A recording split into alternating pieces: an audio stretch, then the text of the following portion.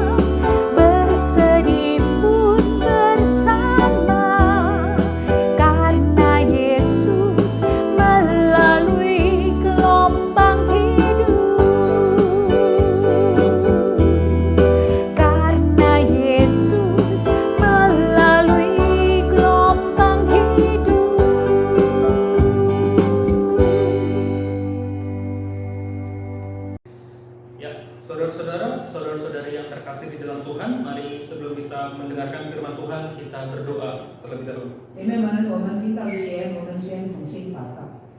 Bapa kami di dalam surga, tolong kami pada hari ini untuk boleh memahami firman. Ubah pikiran, hati, diri kami ya Tuhan. Sehingga kami bisa menjadi para pembawa damai di dalam kehidupan kami. Kami orang-orang yang berusaha dan terus-menerus ingin memulihkan relasi di antara kami.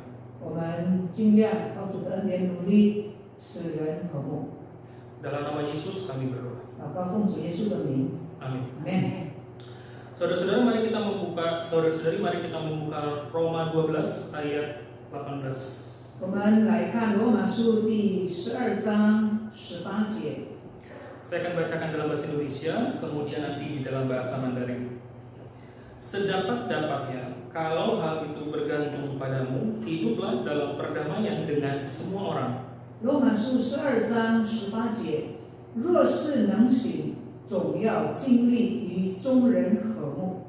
Jadi waktu kita baca ayat ini, tetap mengingat bahwa ayat ini tuh berada di dalam satu perikop ayat 9 sampai ayat 21 agar kita hidup pun dalam kasih. 当我们思想这个第18节的时候，我们记得这个跟前面的一段有关系。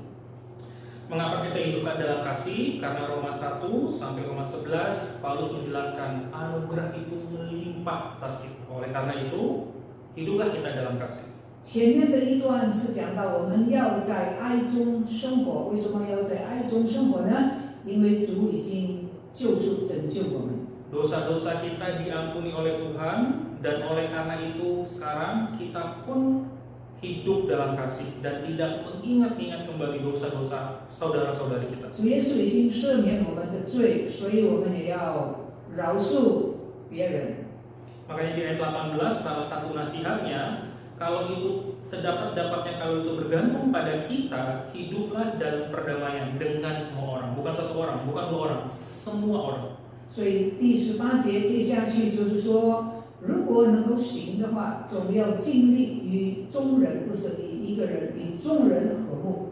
Mengapa ini harus dinasihatkan? Karena di dalam kehidupan orang percaya, konflik itu tidak mungkin terhindarkan. 为什么圣经要这样劝勉我们呢？因为我们生活在这个世界上，总免不了会与人冲突。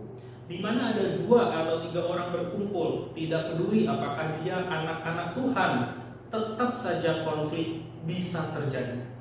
只要有2、3个人在一起，不论他是信耶稣的也好，不信耶稣的也好，总免不了有时候会冲突。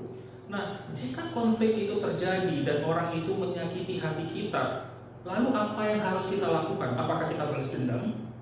冲突发生的时候，我们怎么样呢？我们怀恨吗？我们要报仇吗？ Paulus itu begitu malu di dalam 1 Korintus dalam kondisi anggota jemaat yang terpecah belah dan konflik. 在这个哥林多书信里面有讲到，在教会里面也有一些分裂的现象。 Dalam 1 Korintus 6 ayat 5, Paulus tuh ngomong begini, hal ini kukatakan untuk memalukan kamu. Tidak adakah seorang di antara kamu yang berhikmat yang dapat mengurus perkara-perkara dari saudara-saudaranya? 林前第6章11节说，保罗说：“我讲这个话呢，是要教你们羞愧。难道在你们中间没有人能够和解吗？” Paulus terkejut karena tidak ada satu orang pun di dalam gereja di Korintus yang cukup dewasa untuk menyelesaikan konflik, menjadi pembawa damai. 因为在哥林多的教会，没有人能够做调解人，保罗为此觉得很惊讶。 Nah, mungkin kita pernah mendengar juga bahwa itu pun terjadi di antara orang percaya, bahwa antara orang Kristen bisa saling melapor sampai bawa ke pengadilan, bahkan melibatkan polisi. 人生活在世界上，就像刚才说的，会起冲突，会纷争。纵然他是基督徒， Nah, lalu bagaimana kita itu bisa menjadi pembawa damai? Bagaimana caranya? Apa yang harus saya lakukan? 那我们怎么样调节使人和睦呢？我们应该做些什么呢？ Nah, yang pertama-tama kita harus mengingat bahwa kita itu harus melibatkan Tuhan, bercerita terus kepada Tuhan. 第一，最重要的，我们应该让神来插手，把一切的事告诉上帝。 Kita disakiti, mungkin kita merasa marah, mungkin kita merasa kecewa atau sedih. 人家伤害我们，可能我们生气，可能我们伤心。 Nah, bagikan perasaan kita itu kepada Tuhan. Tuhan, aku terluka, aku kecewa. 让我们把感受带到主的面前，告诉上帝：上帝啊，我受伤了，我失望。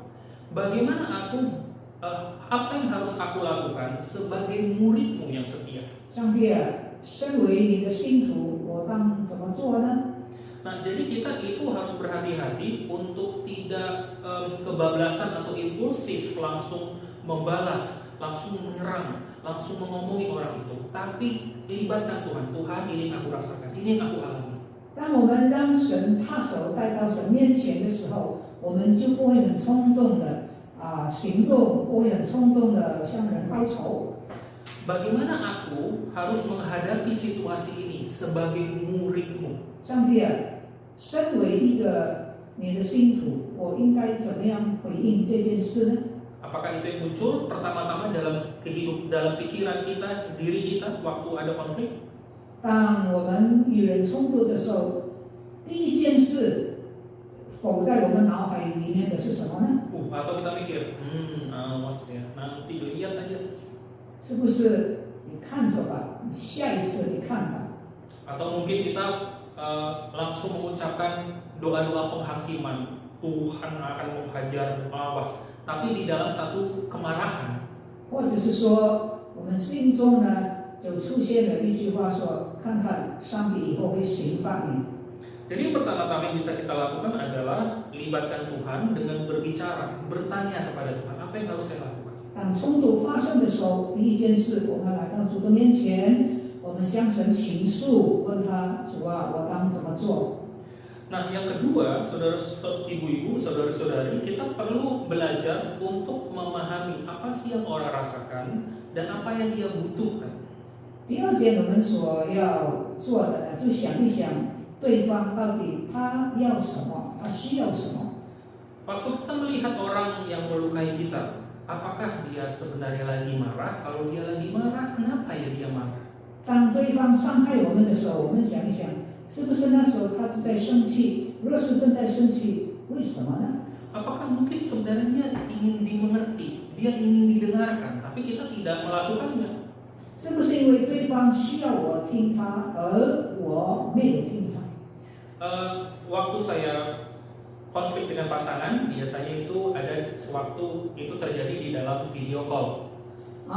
有的时候我会跟我的爱人有冲突，那平常是在这个video 的电话里面。 Nah, karena sekarang handphone itu canggih, jadi kalau WA, muka orang itu bisa kita taruh di pojok dan kita bisa melihat aplikasi lain atau lagi membaca yang lain dalam handphone.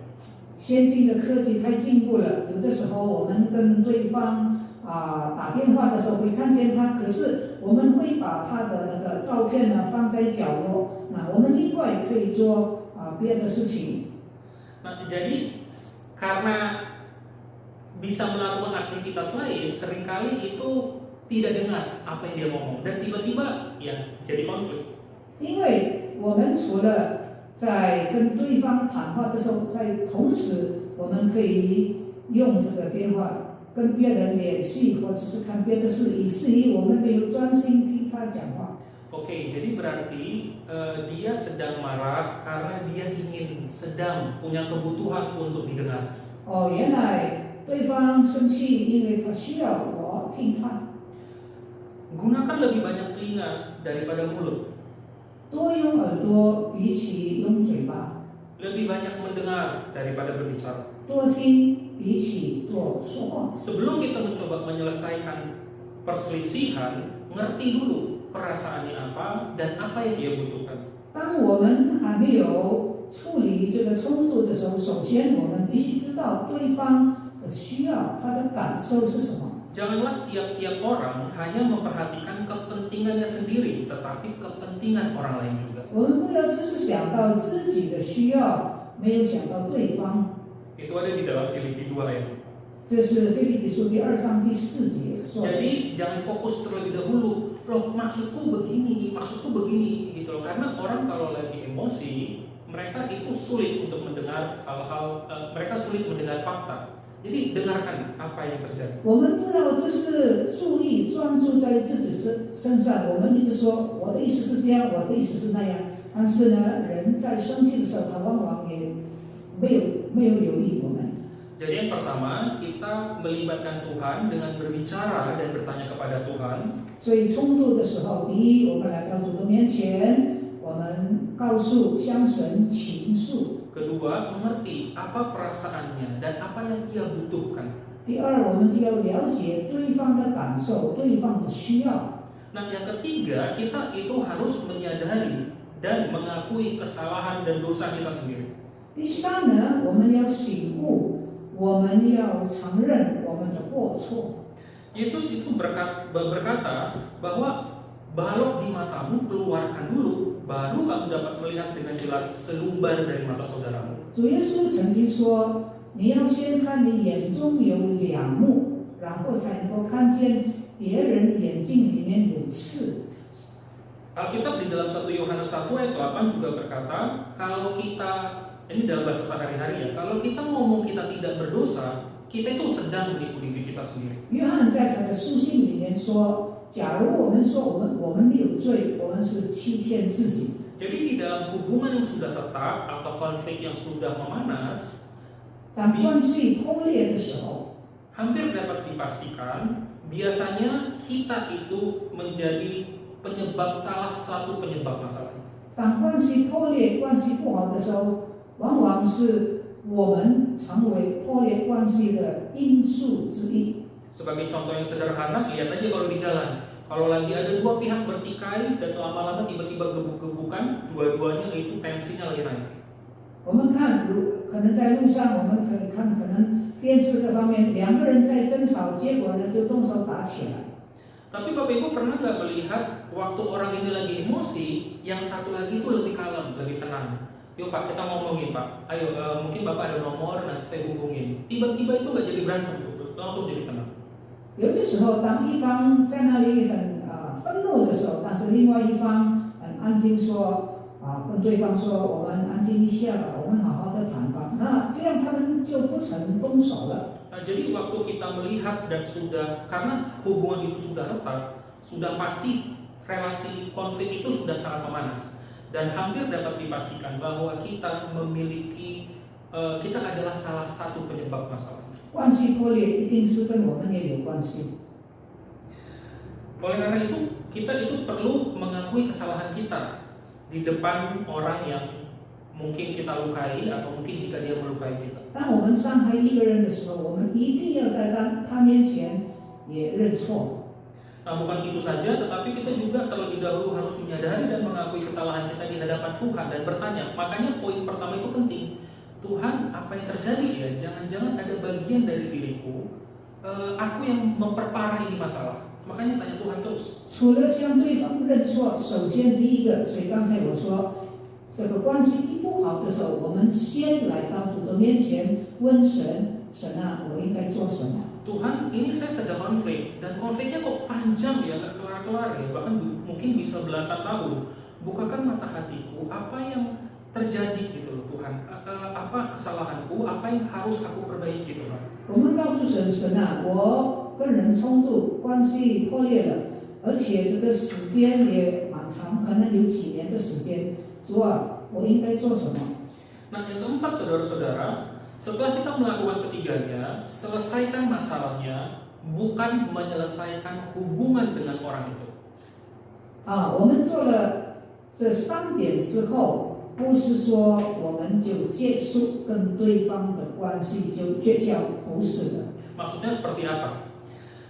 Jadi menyelesaikan relasi dengan orang itu biasanya dilakukan dengan dua cara. Kita marah, kita menghakimi, kita menyerang orang itu. Nah, itu berarti menyelesaikan relasi kita dengan dia ya. Orang jadi tambah benci dengan kita. Itu yang pertama. 解决问题有一个，就是说我们跟他绝交，生气。 Atau kedua, yang mungkin bagi sebagian kita lakukan, kita menghindari orang itu. Ya udah, yang penting ngomongnya ya yang baik-baik saja, udah, gak usah diomongin itu masalah. 第二处理的方法就是说，好吧，从今以后我就疏远了，远离他，不要太接近。 Yang kemudian biasanya nanti setelah beberapa minggu, beberapa bulan, nanti itu muncul lagi, berantem lagi, muncul lagi, berantem lagi, nanti menarik diri, menghindar lagi. 纵然疏远，但是一般来说，过了一段时候，又会再起冲突。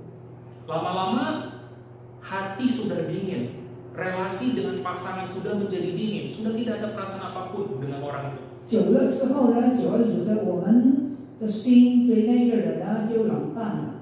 Nah, ini bisa terjadi. Jadi akhirnya kita menyelesaikan relasi dalam pengertian ya bukan menyelesaikan masalahnya. 结果呢，我们就结束这个分裂，但是呢，我们结束这个关系，结束这个关系，但是并不见得我们就解决了问题。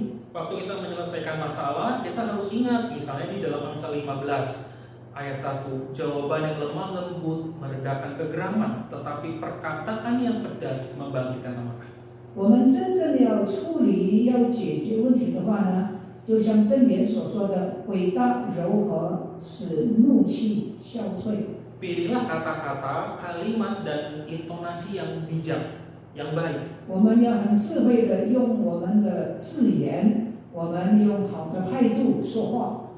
Jangan menggunakan bom nuklir, langsung pencet bom nuklir, ledakan itu, sakiti hati orang itu, balas orang itu. 那当我们回应对方的时候呢，不要好像把一个炸弹丢在他的面前。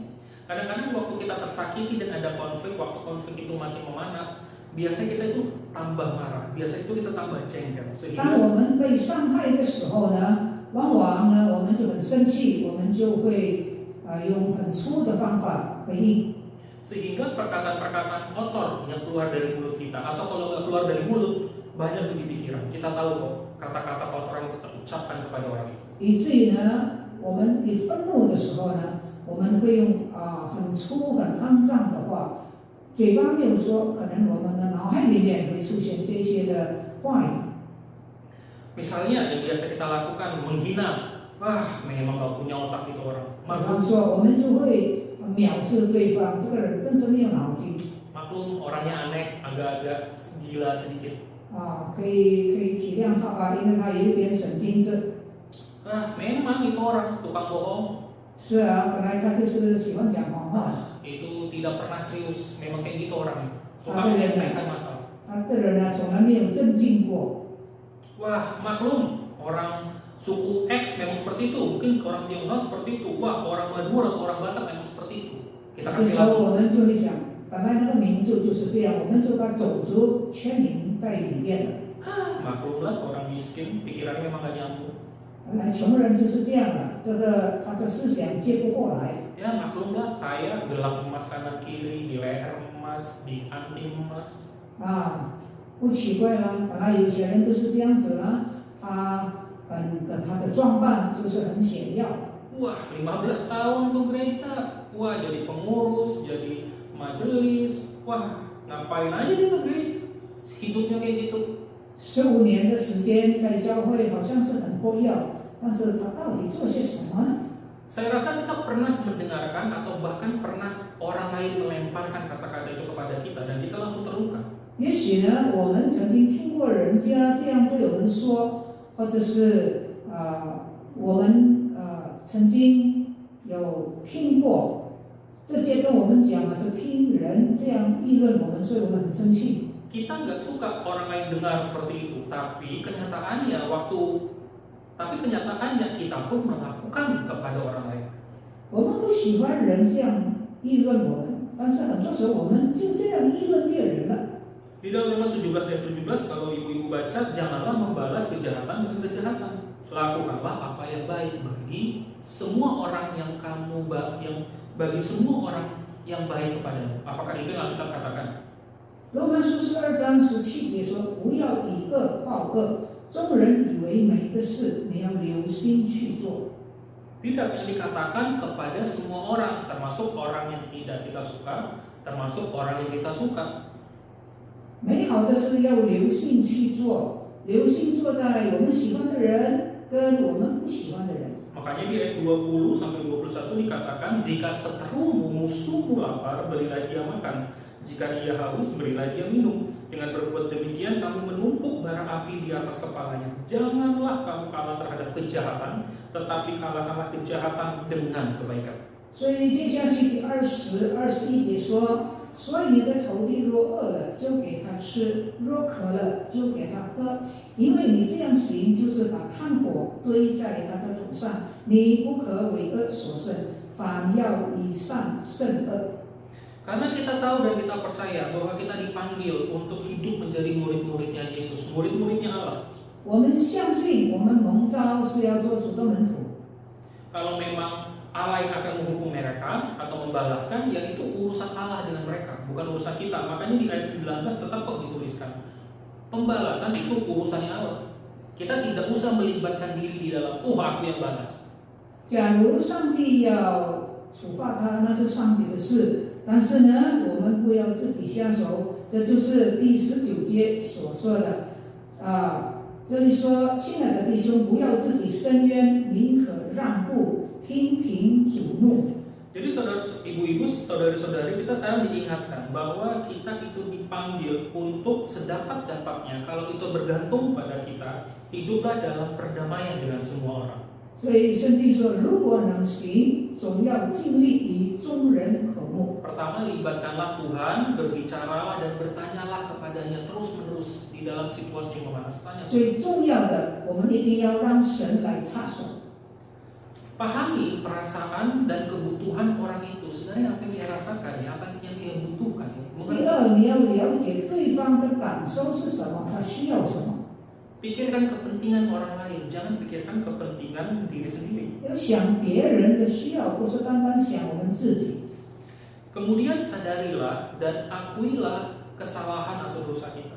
然后呢，我们要醒悟我们的过错，我们要承认在他面前。 Karena kita tahu kalau hubungan itu retak, ada kemungkinan besar kita itu salah satu penyebabnya, salah seorang penyebabnya. 因为当关系破裂的时候，要知道我们是破裂的原因之一。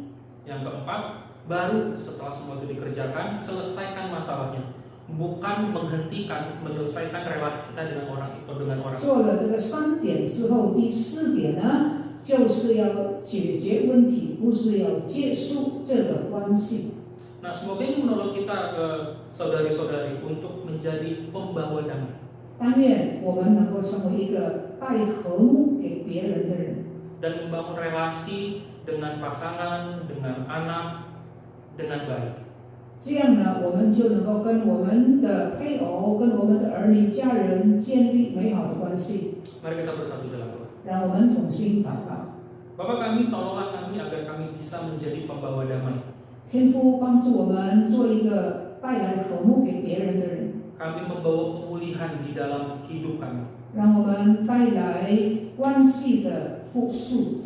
Waktu kami dengan pasangan, waktu kami dengan anak, 当我们跟配偶、跟儿女的时候， waktu kami dengan menantu atau kami dengan mertua, 跟我们的岳父岳母、家公家婆，跟我们的媳妇女婿。 juga dengan sesama kami orang percaya di gereja kami, di komunitas Kristen kami. 也在教会里面，也在信主的群体里面， Tolong kami untuk menjadi murid-murid-Mu yang setia dan latihlah kami ya Tuhan. 帮助我们、培训我们做一个忠心的信徒。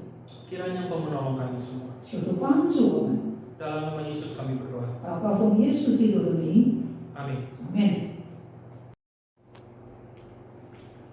我们感谢神，我们已经听了神的话，我们知道我们人啊，生活在这个世界上，总是有的时候免不了会有冲突，跟家人或者是跟我们的朋友，但是这关系呢，纵然有的时候会关系会不好，但是我们有主在里面，我们能够把不好的关系借助耶稣基督给我们力量，帮助我们能够重新恢复这个关系。Puji syukur kepada Tuhan, kita sudah dengar firman Tuhan, kita tahu bahwa hidup di dalam dunia ini tidak luput daripada bisa ada gesekan, ya, bisa ada bentrok mungkin seperti itu, sehingga hubungan kita bisa rusak. Tetapi di dalam cinta kasih Tuhan, bersandar kekuatan yang Tuhan berikan kepada kita bisa memulihkan hubungan yang sudah rusak. Mari kita angkat puji-pujian dari buku nyanyi edisi ketiga nomor keempat, Satukan Kami. Satukan kami ya Tuhan, satukan kami di dalam tali kasih Tuhan。主是我们借脸，在主的爱中，我们能够把不好的关系能够重新恢复，建立美好的关系。主是我们借脸，mari kita nyanyi puji-pujian Satukan Kami。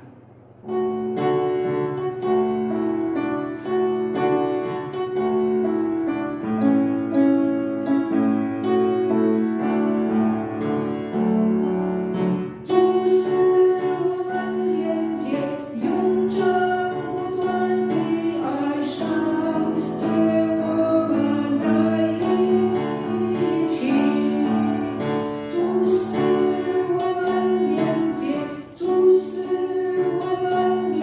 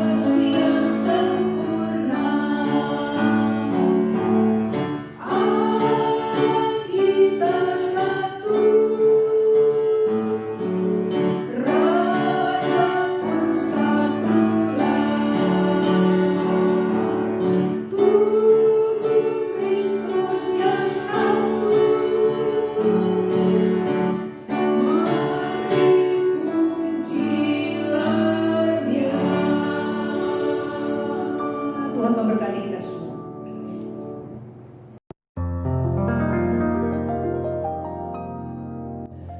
我是叶谢飞，要做一点51周年的感言。感谢神，我们的团契经过了51年，在这漫长的日子里，我们有喜乐，也有哀伤。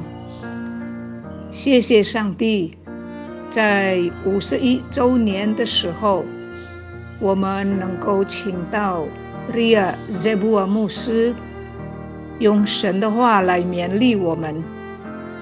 他要我们反省，在51年乘360天的日子里面，我们每一天做些什么呢？Ria 牧师鼓励我们多为圣工祷告，用祷告用金钱来支持圣工，因为这是主耶稣所给的大使命，传扬为我们的罪而被钉十字架的耶稣基督，他为我们死，也为我们复活，这是大喜的信息。